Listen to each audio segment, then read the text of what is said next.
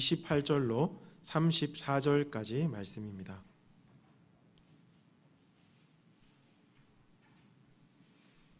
한 절씩 교독하여서 읽겠습니다.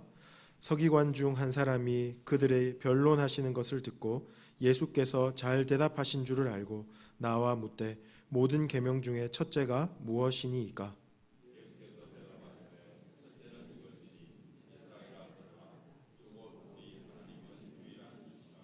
내 마음을 다하고 목숨을 다하고 뜻을 다하고 힘을 다하여 주 너의 하나님을 사랑하라 하신 것이요.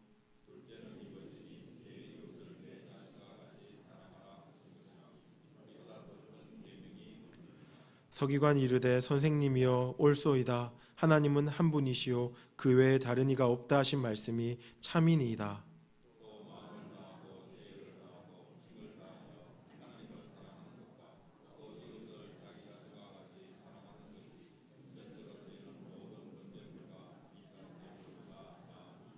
예수께서 그가 지혜 있게 대답함을 보시고 이르시되 네가 하나님 나라에서 멀지 않도다 하시니 그 후에 감히 묻는 자가 없더라. 아멘.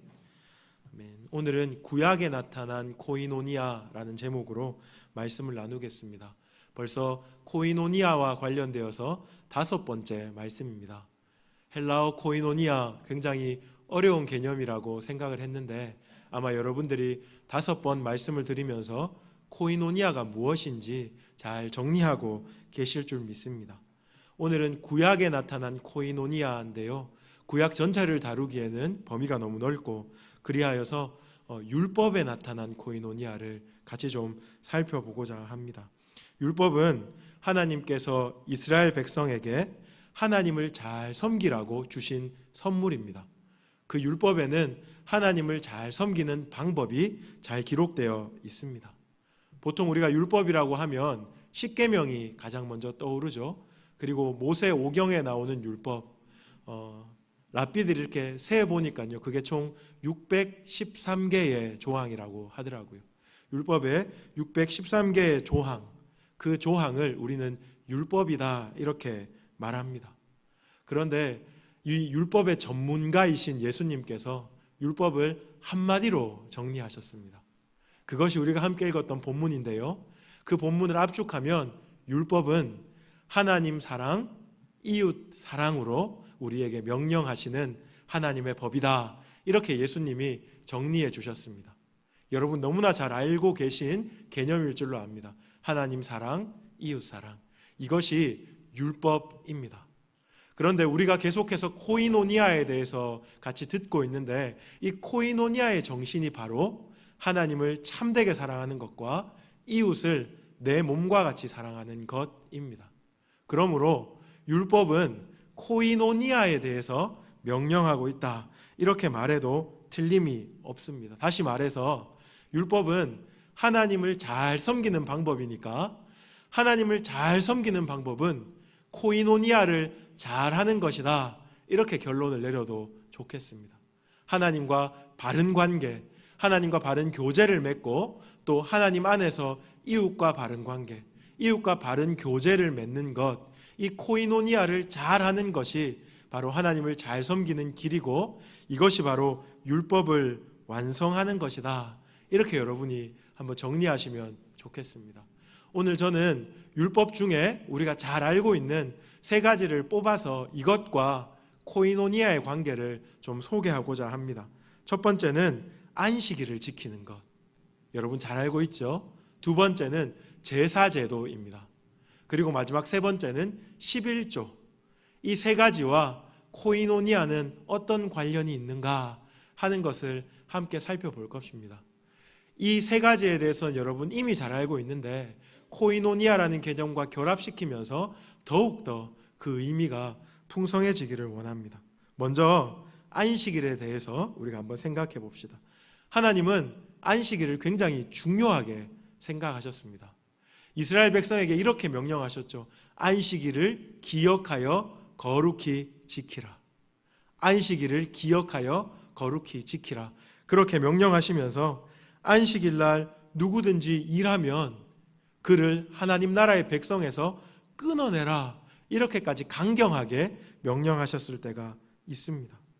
이 안식일 준수라는 명령 속에서 하나님과의 관계, 그리고 또 이웃과의 관계인 이 코이노니아가 우리가 발견되어질 수 있다. 제가 그렇게 말씀드렸는데요. 한번 살펴보기를 원합니다. 이스라엘 백성들이 출애굽을 했습니다. 그리고 광야에 있을 때 하나님께서 모세를 통하여서 계명과 율례를 주시죠. 그때 안식일을 기억하여 거룩히 지키라 하는 명령을 주십니다. 그런데 하나님은 명령만 주시는 것이 아니고 이것을 몸으로 학습할 수 있는 방법을 허락해 주십니다. 그게 뭐냐 하면요, 만나입니다. 만나. 이스라엘 백성들이 광야에서 먹고 살았던 주식, 여러분 만나 아시죠? 희고 단 것, 이것이 무엇인고 라는 뜻의 이름을 가진 만나입니다. 그 만나가 하늘에서 내림으로 이스라엘 백성들은 먹고 살 수 있었습니다. 그런데요, 첫째 날부터 여섯째 날까지는 만나가 내리는데 안식일인 일곱째 날에는 만나가 내리지 않았습니다. 그러면 안식일 날은 쫄쫄 굶는 것인가? 여러분 잘 알고 계시죠? 그렇죠? 여섯째 날에 하나님이 2배의 만나를 수확할 수 있도록, 거둘 수 있도록 그렇게 하셨습니다. 하나님께서 이 만나를 통하여서 안식일 날 만나를 주시지 않으므로 안식일을 지키도록 하나님이 훈련하셨다. 이렇게 우리가 생각해 볼 수 있겠습니다. 하나님이 훈련하시는 방식이 좀 치사하게 느껴질 수도 있을 것 같습니다. 왜냐하면 먹는 걸로, 다른 것도 아니고 먹는 걸로 훈련하시는 거잖아요. 안식일을 지키라 이렇게 명령하셔도 잘 못 지키는 연약한 인생인 줄 알고 하나님이 이 먹고 사는 것과 결부시켜서 안식일이 얼마나 중요한지를 말해주고 있습니다. 그러면서 이렇게 말씀하시는 거죠. 하나님과 관계를 맺는 것이 생명이다 하는 것. 안식일은 이스라엘 백성이 하나님의 백성이라는 정체성을 분명하게 보여주는 것인 동시에 안식일은 하나님의 백성이 누리는 생명, 가지는 생명을 보여주는 일이다 하는 것을 우리가 만나를 통해서 알 수가 있습니다. 담임 목사님 지난주일 설교를 정리하다가 이런 문구를 발견했습니다. 신앙은 많이 가진 사람들을 위한 사치품이 아닙니다. 가난한 자들이 대리만족을 위해 가지는 대용품도 아닙니다. 신앙은 생명입니다. 하나님이 왜 먹고 사는 문제를 가지고 이스라엘 백성들에게 안식일을 기억하여 거룩히 지키도록 했냐 하면 먹고 사는 것 곧 생명이 바로 신앙이기 때문에 그렇습니다. 신앙의 문제는 생명의 문제입니다. 더 구체적으로 말해서 하나님과 바른 관계를 맺으면 살고 하나님과 바른 관계를 맺지 못하면 살지 못한다 하는 것을 하나님이 구체적으로 말씀해 주는 겁니다. 영적인 생명도 이와 관련이 있습니다. 하나님과 바른 관계를 맺어야 우리가 영적으로 살아있는 것이고 하나님과 바른 관계를 맺지 못하면 우리가 이 땅에서 잘 먹고 잘 사는 것처럼 보이지만 죽어 있는 것과 마찬가지입니다. 이스라엘 백성들이 광야에서 벗어나면서 만나도 멈추었습니다. 하지만 하나님께서 가나안 땅에 들어갔을 때 그때에도 안식일을 기억하여 거룩히 지키라는 명령을 계속해서 이스라엘 백성에게 기억하게 하십니다. 그 주변 이방인들이 무엇을 사고 팔고 그것으로 부를 축적하고 잘 먹고 잘 사는 것 같아 보이더라도 그것을 전혀 개의치 말고 안식일에는 일하지 않는 겁니다. 그러면서 어떻게 고백합니까? 나의 생명이 주님께 속하였습니다. 하나님, 내가 주님과 관계하는 이유는 내 생명이 주님 손에 있기 때문입니다. 그렇게 고백하도록 만들기 위함입니다. 안식일을 지키는 것, 하나님과의 관계에 굉장히 깊은 연관이 있어 보입니다. 그런데 이뿐만 아니라 안식일을 지키는 것은 이웃과의 관계에 있어도 굉장히 중요한 의미를 가지고 있습니다. 제가 예수님께서 율법의 전문가다 이렇게 여러분에게 말씀드렸습니다. 이런 관점을 가지는 것은 굉장히 중요합니다. 예수님은 복음의 전문가인 동시에 율법의 전문가입니다. 왜냐하면 예수님은 곧 말씀이시기 때문에 그렇죠. 사복음서를 보면 예수님이 구약의 율법을 잘 해석해 놓으셨습니다. 그 해석 중에 안식일을 해석하신 부분이 있는데요. 제가 말씀을 한 구절 찾아드리겠습니다. 마태복음 12장 9절로 13절입니다. 한번 찾아가 보시기 바랍니다. 마태복음 12장 9절로 13절.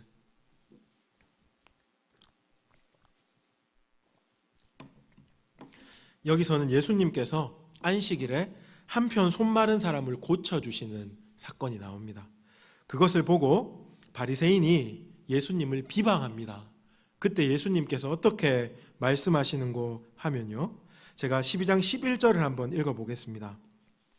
예수께서 이르시되 너희 중에 어떤 사람이 양 한 마리가 있어 안식일에 구덩이에 빠졌으면 끌어내지 않겠느냐? 사람이 양보다 얼마나 더 귀하냐? 그러므로 안식일에 선을 행하는 것이 옳으니라 하시고, 예수님은 안식일을 이렇게 해석하셨습니다. 안식일에 선을 행하는 것이 옳다. 이스라엘 백성들은 안식일에 단지 일하지 않고 하나님을 예배하는 날이다 이렇게만 생각했는데, 예수님은 의미를 확장시키셨어요. 안식일에 예배하는 것뿐만 아니라 누구를요? 이웃에게 선을 베푸는 것. 구덩이에 빠진 어린 양을 건져내주는 것처럼 한편 손 마른 자, 아픈 사람, 공경에 처한 사람, 어려움에 처한 사람을 도와주는 것이 안식일에 마땅한 일이다 하고 예수님께서 말씀해 주시고 계신 것입니다. 안식일의 의미가 위로만 연결되는 것이 아니고 옆으로도 연결되는 것, 예수님이 우리에게 말씀해 주십니다. 이뿐만 아니라 안식일은요, 7째 해가 되면 안식년이 됩니다. 여러분 아시죠? 이 안식년이 7번 반복되면 뭐가 됩니까? 희년이 되죠. 희년. 이 희년에 굉장히 인상적인 일이 벌어지는데, 그것은 빚을 탕감해주고 그리고 노예를 해방하는 일이 일어나게 됩니다. 빚을 탕감해주고 노예를 해방하는 일, 이것은 하나님 모든 것이 하나님께 속하였으니 하나님께 되돌려드립니다 하는 의미인 동시에 이웃을 섬기는 거죠. 이웃을 누구의 소유로 여기지 않고 하나님의 백성으로 여기고 이웃에게 자유를 주는 그 일이 안식일의 발전된 개념인 희년 속에 들어가 있다.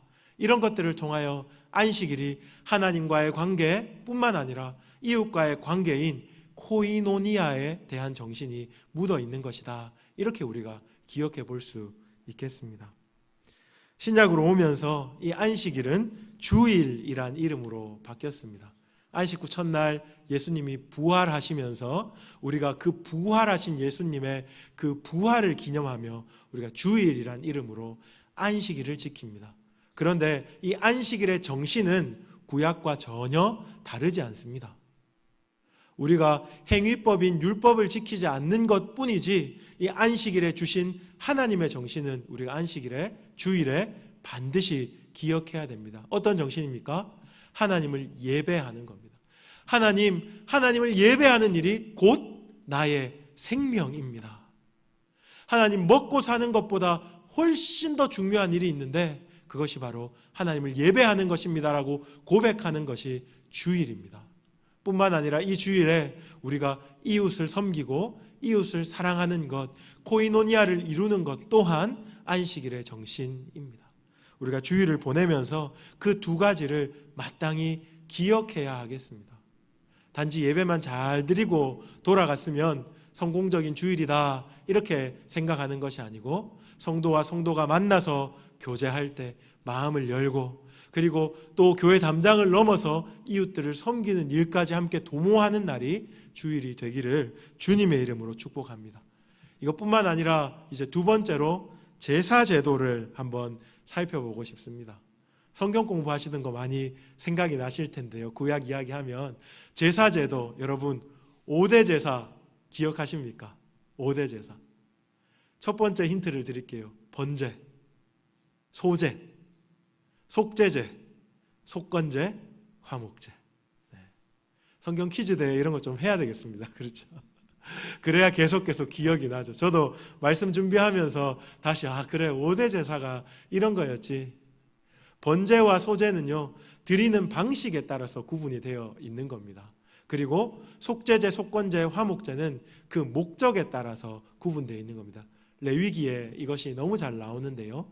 여러분들이 레위기 1장부터 5장까지 이렇게 보시면 5대 제사가 잘 나와 있습니다. 근데 이 중에 제가 코이노니아와 관련해서 두 제사를 여러분에게 소개해 드리고 싶습니다.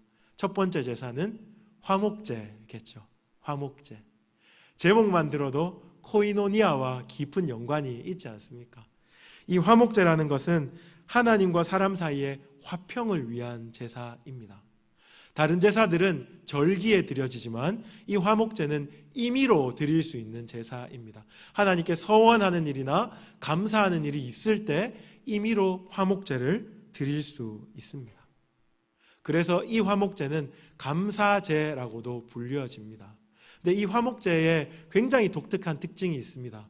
보통 번제로 모든 것을 태워드리거나 아니면 요제, 흔들어 드리는 제사로 드린 나머지 부분들은 이제 대제사장 혹은 제사장들의 양식으로 주게 됩니다. 그런데 화목제에 드려진 제물은 그 제사에 참여한 모든 사람들이 함께 나누어 먹을 수 있는 그런 특별한 형식을 가지고 있습니다.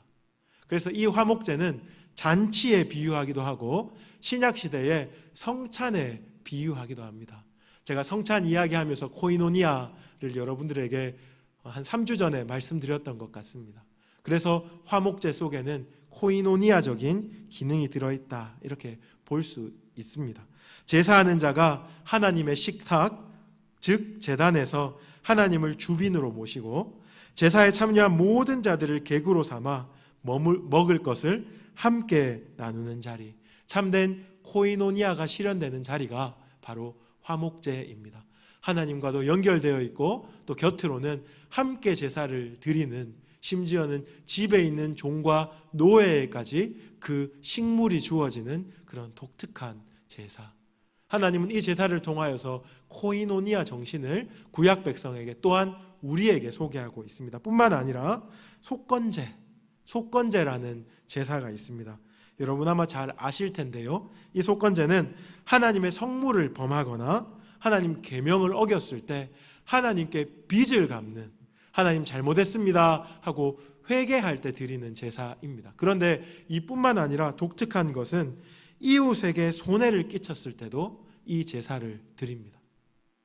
이웃의 물건을 훔쳤거나 아니면 고의로 이웃의 우양을 죽였을 때 속건제를 드리는 겁니다.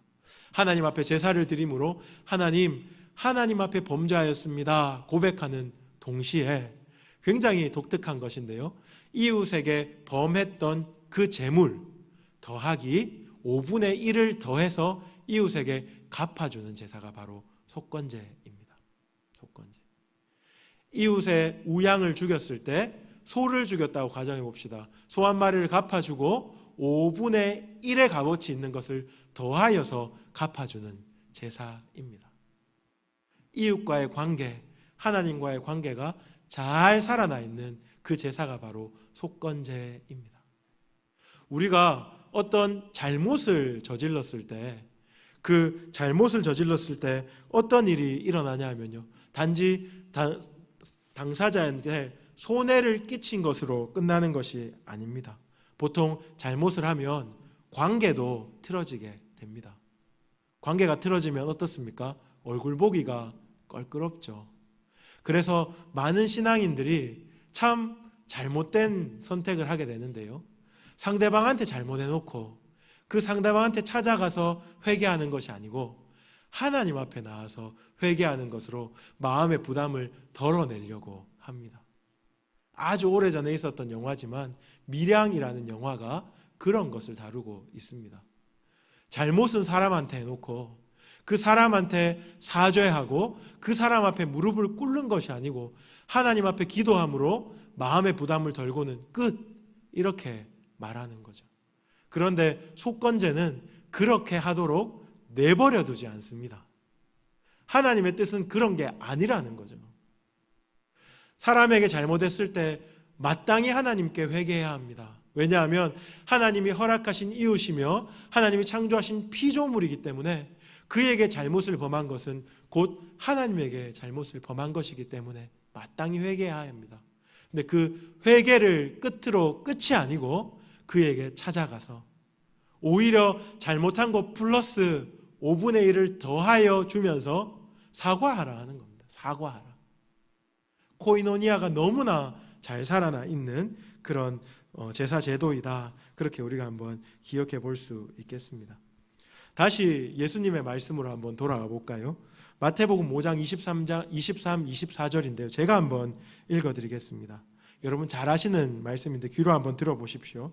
그러므로 예물을 제단에 드리려다가 거기서 네 형제에게 원망 들을 만한 일이 있는 것이 생각나거든 예물을 제단 앞에 두고 먼저 가서 형제와 화목하고 그 후에 와서 예물을 드리라. 예수님이 이 속건제의 정신, 제사제도 속에 들어가 있는 코이노니아 정신을 지금 말하고 있는 것입니다. 하나님과 바른 관계를 맺은 사람은 이웃과도 바른 관계를 맺고 있습니다. 하나님과 바른 관계를 맺었는데 이웃과 바른 관계를 맺지 않는다면 그것은 부족한 거거나 아니면 병들어 있는 신앙이다. 이렇게 말할 수 있겠습니다. 이 제사제도를 통하여서 하나님을 섬기는 것만큼이나 내 곁에 있는 이웃과 함께 누리고 하나님을 예배하는 그것이 중요하다 하는 것을 다시 한번 우리에게 일깨워주고 있습니다. 오늘날 우리는 이것을 어떻게 적용해 볼 수 있겠습니까? 우리가 예배 참석 잘하고 교회에서 봉사 열심히 하는 것, 그것으로 부족하다. 그것만 해도 대단한 일이라고 저는 생각합니다. 얼마나 바쁜 시대에 자기밖에 모르는 사람들 틈바구니에서 교회를 섬기고 예배에 참석하는 일, 굉장히 대단한 일입니다. 하지만 하나님은 우리에게 한 가지 더를 요구하십니다. 무엇이냐 하면 하나님을 잘 섬기는 것처럼 이웃을 잘 섬기라 하는 것입니다. 하나님께 회개하는 것처럼 이웃에게도 사과하라 하는 겁니다. 저를 가르쳤던 목사님은 우리에게 늘 그렇게 이야기했습니다. 눈에 보이는 사람한테도 잘 못하는데 눈에 안 보이는 하나님께 잘한다는 것은 거짓말이다. 그러면서 우리에게 어른들에게 인사하는 연습을 시켰어요. 눈에 보이는 어른들한테 인사도 안 하는데 하나님 잘 섬길 수 있겠어? 그렇게 대학생 시절에 늘 그렇게 가르쳤습니다. 또한 인간관계에서도 내 곁에 있는 사람에게 사과도 못하면서 어떻게 하나님 앞에 회개할 수 있겠어? 이런 것들 가르쳤어요. 굉장히 원초적이고 단순하고 어떻게 보면 유아적인 거라고도 말할 수 있겠으나 우리가 제일 못하는 거입니다. 사실은 제일 못하는 거. 3시간 기도하라고 하면 하겠어요. 그렇죠? 그런데 내가 누군가한테 찾아가서 미안하다 한마디 하라는 거 정말 못하겠을 때가 많이 있습니다. 그런데 하나님은 우리에게 포기하시지 아니하시고 끝없이 요구하십니다. 코이노니아 하라. 이것이 하나님을 잘 섬기는 방법이다. 여러분 이것을 하나님의 음성으로 들으시기 바랍니다. 마지막으로 세 번째 11조 관련해서 코이노니아 정신을 한번 살펴보고 싶습니다. 11조는 모든 소유의 10분의 1을 하나님 앞에 드리는 겁니다. 이 11조의 시초는 멜기세덱과 아브라함이죠. 그렇죠? 여러분 11조에 대해서 참 잘 알고 계실 겁니다. 그런데 구약 성경 전체를 살펴보았더니 이 11조에 3가지 목적이 있습니다. 첫 번째는 여러분 잘 아시는 것처럼 제사장들과 레위인을 섬기는 목적으로 11조를 합니다. 두 번째는 성전에 필요한 것을 구입하고 성전에 필요한 것을 보수할 때 11조를 드립니다. 그리고 세 번째는 신명기 14장 28절로 29절에 나오는데요. 가난한 자들을 구제할 때 매 3년마다 11조를 비축해 두었다가 고아와 과부와 객 등 가난한 이웃을 위해서 쓰도록 하였습니다. 이 11조 이렇게만 들어도 코이노니아의 정신이 오롯이 살아있는 것 여러분이 느낄 수 있을 겁니다. 여러분 11조는 왜 드립니까? 11조는 먼저 하나님을 위하여 드리는 겁니다. 하나님께 드리면서 하나님 제가 쇠 빠지게 고생해서 열을 받았는데 그 중에 제가 하나를 기꺼이 하나님께 드립니다. 이런 고백이 아닌 줄 여러분 아시죠? 그렇죠? 내가 가진 열 중에 하나를 기꺼이 하나님께 드릴게요. 그게 아닙니다. 무엇입니까? 하나님, 내게 주신 모든 것이 하나님의 것입니다. 그런데 그 모든 것을 요구하시지 않고 10분의 9 나를 위해서 쓰도록 하여 주심에 감사합니다. 그렇게 고백하고, 하나님, 내가 비록 10분의 1을 드리지만 나의 생애와 나의 인생과 내 모든 힘과 능력과 지혜를 하나님께 드리는 의미로 하나님께 드립니다. 그렇게 드리는 것이 11조입니다. 안식일의 의미와 틀림이 없는, 다름이 없는 그런 개념이죠. 하나님, 내 생명의 주인이 주님입니다. 모든 것이 주님으로부터 왔으므로 내가 주님께 돌려드립니다 하는 이 고백, 하나님과의 코이노니아가 선명하게 살아있는 것이 바로 11조입니다. 이렇게 하나님께 11조를 드리는 사람이 이런 질문을 하겠습니까? 11조가 과연 성경적인가? 신약시대를 살아가는 우리가 11조를 드려야 하는가, 드리지 말아야 하는가? 이런 질문요.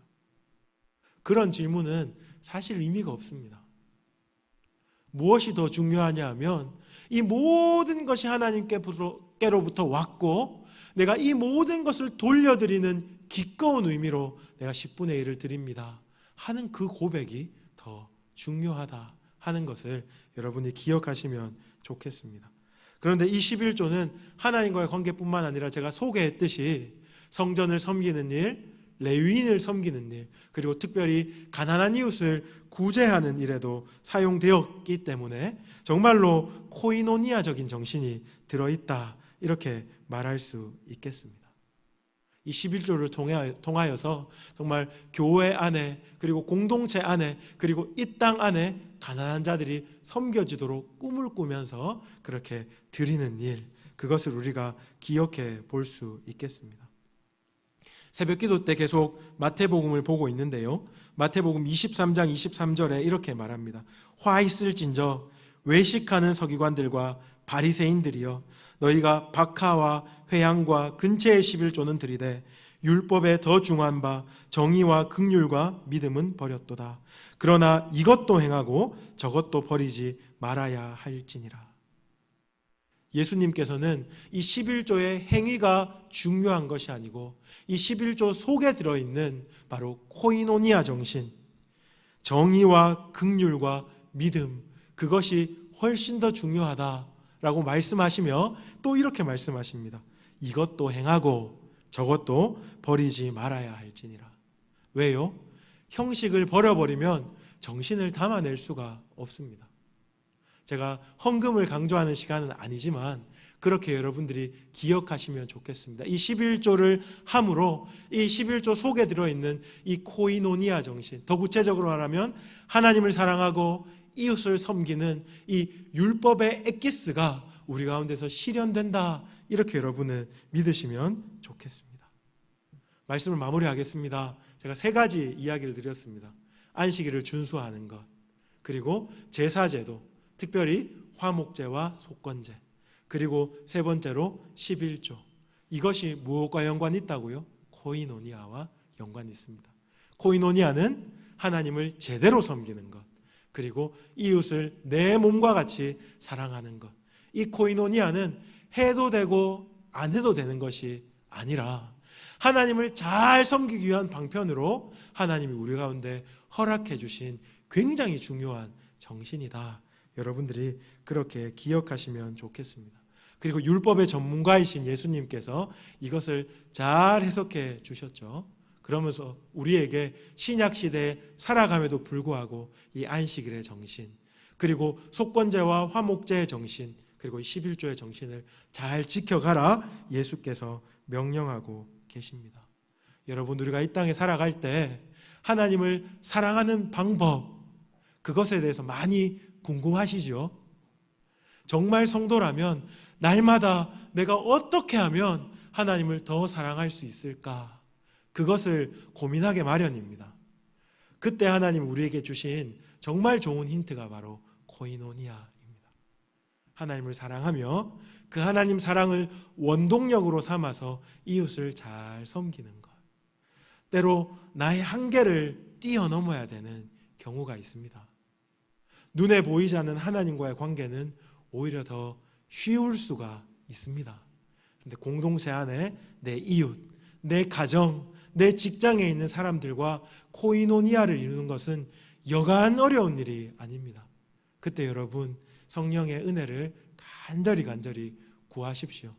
그냥 모른 척하고 밀어두면 되는 일이 아니고, 그 관계가 깨어진 일을 모른 척하고 밀어두고 단기 선교하고 헌금하고 교회 잘 섬기면 이건 자연스럽게 해결되는 그런 종류의 것이 아니고, 우리가 애쓰고 힘쓰고 때로는 눈물 흘리고 이빨 깎게 물고 몸부림쳐야 우리가 극복할 수 있는 일이지만, 이 일을 통하여서, 이 코이노니아를 통하여서 하나님이 기뻐하시고 우리가 하나님 더욱더 닮아갈 수 있는 그런 성도가 될 수 있다 하는 것을 여러분들이 반드시 기억하시고 평생에 이것을 과제 삼으시며 하나님과 동행하신 여러분 되기를 주님의 이름으로 축복합니다.